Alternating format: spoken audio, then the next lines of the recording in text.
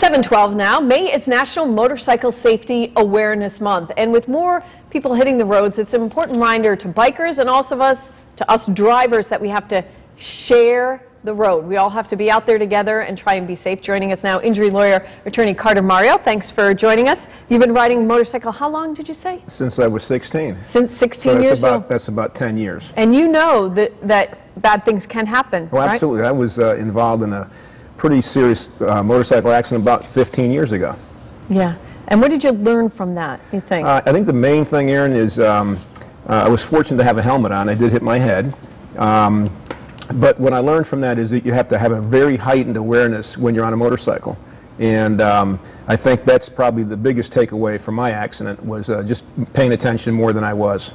Yeah. Let's talk a little bit about safety tips. Now, for a motorcycle rider, you have to get a special license. You have to get a license for Correct. that. If you don't have a motorcycle endorsement on a motorcycle, you will get a ticket if you get stopped.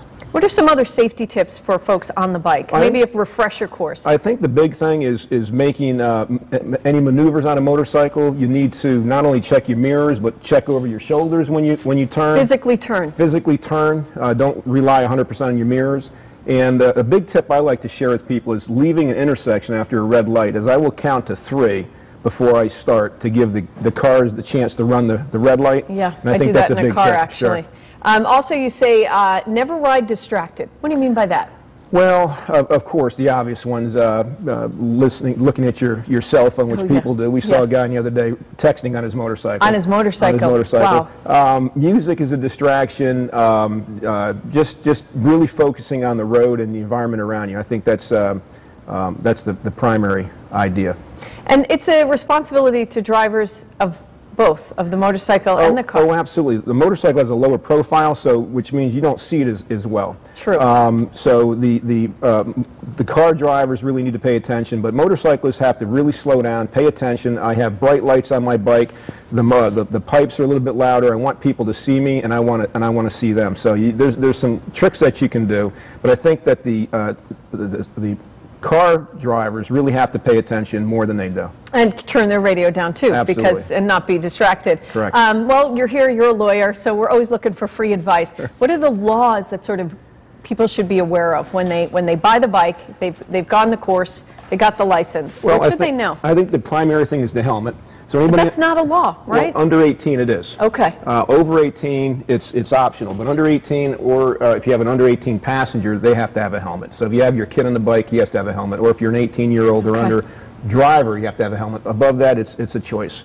I think that's the helmet, though, is whether it's mandatory for older people or not, I think it's something that they ought to consider wearing. But you would advocate wearing a helmet as it's a personal choice, but your choice is to wear one. Correct, yes. Yeah. What are some of the other laws people should be aware of? There's not anything really particular to motorcycles other than the helmet outside just our regular car motor vehicle statutes. I mean, the distracted driving is prohibited, of course, and obviously worse so on a motorcycle, but you have your same traffic. I see eye protection. Oh, eye protection, unless you have a windshield. Okay. Or a face screen on your helmet, you have to wear either sunglasses or goggles.